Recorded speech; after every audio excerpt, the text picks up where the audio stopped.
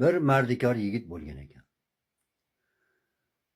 Xotini va go'dak bolasini uyda qoldirib, boshqa shaharga ishlagani ketibdi. Bir boyning qo'lida ishlabdi. 20 yil deganda boy unga ruxsat beribdi. Endi uyingga borgin. Sen halol mehnat qilding. Buning uchun senga mana 3 ta tilla tanga deb beribdi. Mardikor pullarni olib yo'lga tushibdi. Uzoq yo'l yuribdi. Bir otaxon va uning o'g'liga ko'zi tushibdi. Ular bilan salom alik qilib so'rashibdi, hol ahvol so'rabdi. Otaxon nimagadir gapirmasdan atrofga alanglab qararmish. Shunda o'g'lidan nima uchun gapirmayapti deb savol beribdi. Mening otam pulga gapiradi. U qushlar tilini biladi. Lekin hayotda juda ham foydali bo'ladigan gaplarni gapiradi debdi. Mardikor tavakkal qilib bitta tilla tangani otaxonga uzatibdi.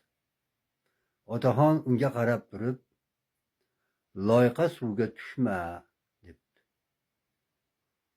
Hayron bo'libdi mardikor. Nima degani bu, tushunmabdi. Qoniqmabdi. Bor tavakkal deb ikkinchi tangani ham beribdi. Otaxon unga qarab shunday debdi.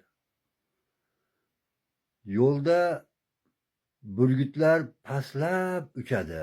Sen ana shularning ortidan borgin. Yana hayron. Shu ham gap bo'ldimi? Shu ham bir sehr bo'ldimi? Tavakkal deb 3-chi tangani ham beribdi. Otaxon mardikorga jahling chiqqanda 20 gacha sana debdi. Xullas pullardan ayrilibdi. Qilgan ishdan pushaymon bo'lgan mardikor yana yo'lga tushibdi. Biroq qarasa anhor uchrabdi. Anhorda ba'zi bir joylari bor ekan, oyoq bilan, yalang oyoq bilan bemalol kechib o'tadigan joylari ham bor ekan. Lekin suv loyqa ekan. Suv loyqa ekan. Otaxonning gapi bor edi. Bir uxlab turayin, bungacha suv tinib qolar deb uyquga ketibdi. Bir vaqt bitasi uni turtkilab uyg'otibdi. Ture, nima qilib turibsan desa, suv loyqa ekan. Shuning uchun o'tkim kelmayapti desa, yur aqa, meni katta pul kutyapti, birga boramiz desa, unamabdi. Haligi kishi suvga tushib ozgina yurgandan keyin shovqin suron bo'lib, juda katta suv kelib uni oqizib ketibdi. Otaxonning gapida jon bor ekan, bir o'limdan qoldim debdi. Suv tingandan so'ng anhordan o'tibdi.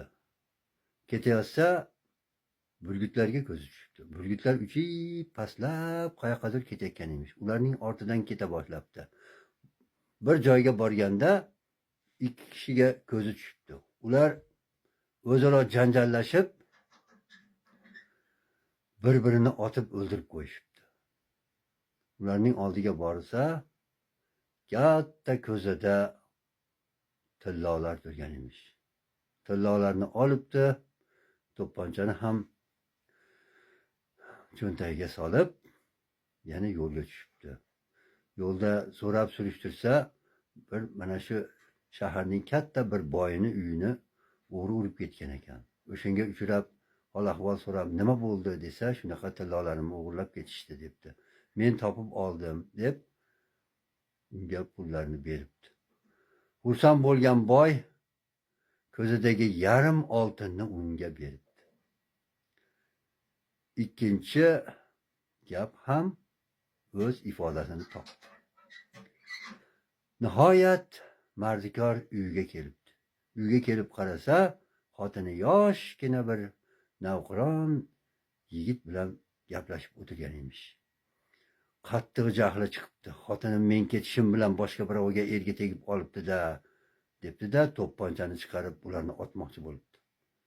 Lekin otaxonning gaplari esiga tushib, sanay boshlabdi. 1, 2, 3, 4, 5, 19, 20 deganda haligi yosh yigit gapirib qolibdi. Onajon, otamni hech tanimayman.